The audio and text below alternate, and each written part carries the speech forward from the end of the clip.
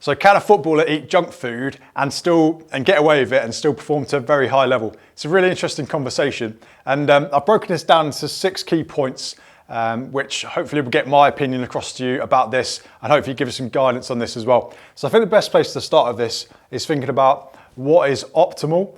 So if we take a player in an ideal world, they would be having 100% of the time healthy, nutritious food, which is natural, and they're getting enough protein, carbs and fats in there, all the vitamins, all the minerals that they need 100% of the time, and hitting their calorie goal every single day to make sure that they can maintain a high level of performance and recover really well as well. That's obviously the perfect situation in a perfect world. But if we compare that with a player who 60, 70, 80% of the time eats good, healthy, nutritious food, and then sometimes has snacks which aren't the healthiest and meals which aren't the healthiest, are processed foods or classed as junk foods, but still hits their calorie goal every single day.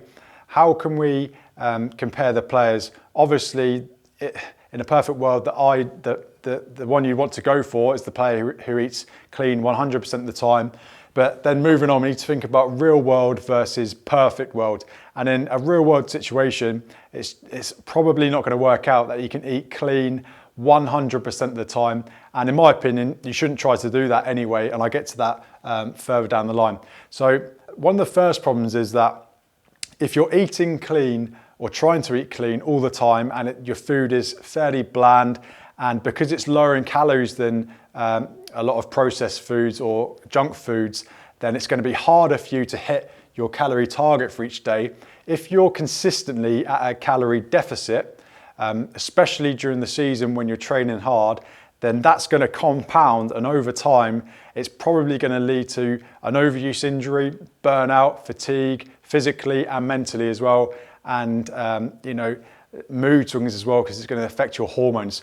So which player is in the better situation in that situation? The player who 100% of the time eats clean, but consistently is at a deficit and doesn't hit their calorie goals that they need to be able to maintain a high level of performance and recover really well? Or the player who 60, 70, 80% of the time eats good nutritious food, eats clean, but has the odd junk meal in there occasionally, but always hits their calorie goal to make sure they've got enough energy to recover and to perform as well.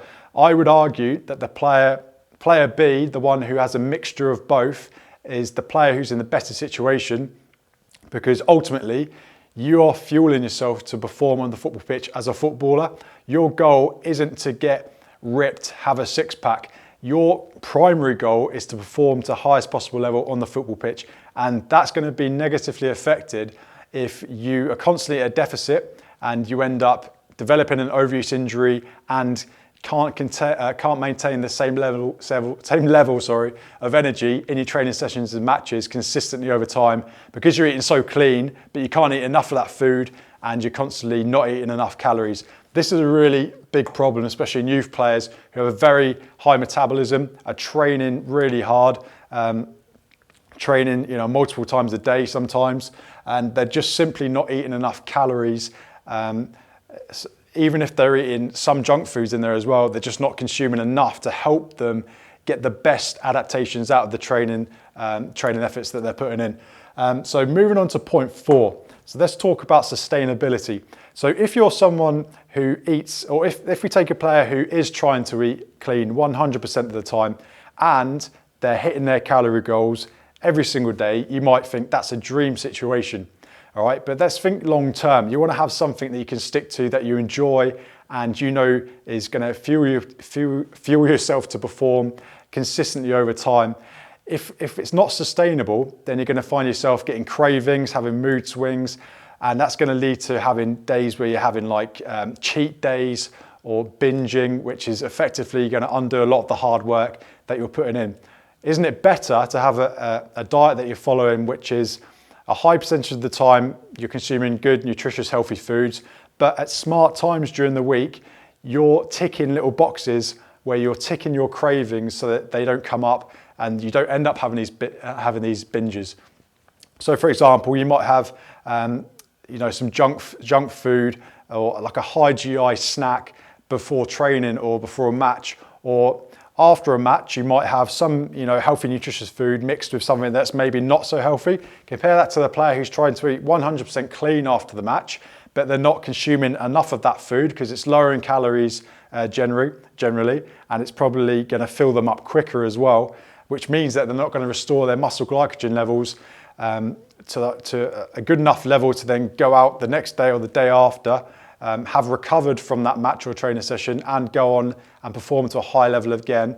Compare that to the player who's got a bit of a mixture there post-match. They're ticking that craving box so they're not getting cravings during the week, and they're following something which is more sustainable, that they can follow long term and they know is going to deliver themselves results long term. They're getting the nutrients in, minerals and vitamins, enough protein, enough carbs, enough fats, but they're also having some processed foods in there, which is helping them get some more calories in to make sure they're hitting their calorie goals, and psychologically they're not getting these the desire and the urge to have cheat days and have a binge and loads of processed foods in one go. So you want to make sure that your diet is enjoyable as well, in my opinion, so it's sustainable over time.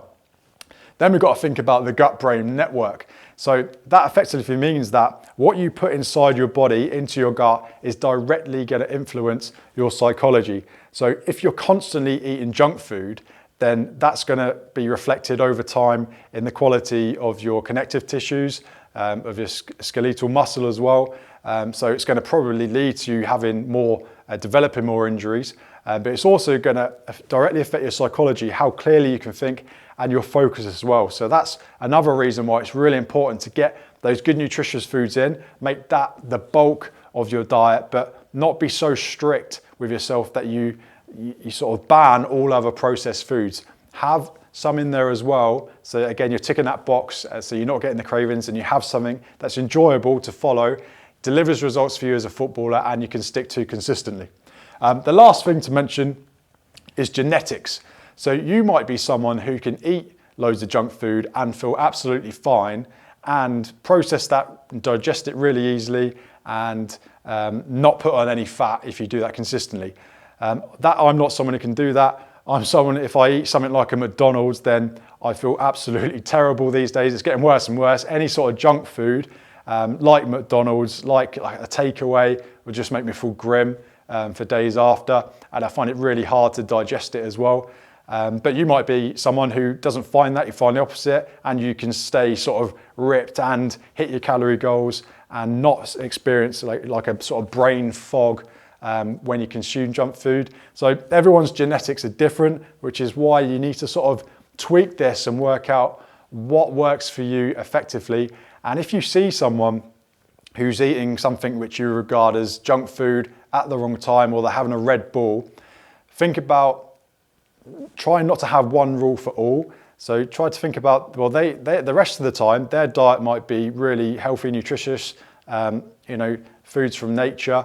And this is just an occasion where they're ticking that craving box so that they have something they can stick to sustainably over time. So again, getting away from that mentality that you have to eat clean all the time. Like you might see a lot of fitness coaches who are just concerned with body composition. Your primary goal is to fuel your performance and recovery as a footballer, and having something which is sustainable that you can follow as well. So just because someone else is doing something doesn't mean it's necessarily right for you. And again, thinking about these and genetics as well, different foods are people are going to react differently to different things that they put inside their body anyway. But in my opinion, you should have a mixture of both. 60, 70, 80% of your diet, try and make it as clean as possible, nutritious, but ultimately your main goal should be to hit the right amount of calorie, or your calorie target each day, so you can maintain your performance and not lead to overuse injuries. And if you need to top up that healthy, nutritious diet with some processed food which are higher in calories to help you hit that goal, that's the smarter thing to do than obsessing with being clean the whole time and being at a deficit. That's going to do more harm to you over time, in my opinion. So I think I covered everything there. If you enjoy this video, please like and share it with your coaches and your teammates. Any comments you got, please add them below the video, and I'll catch you very soon.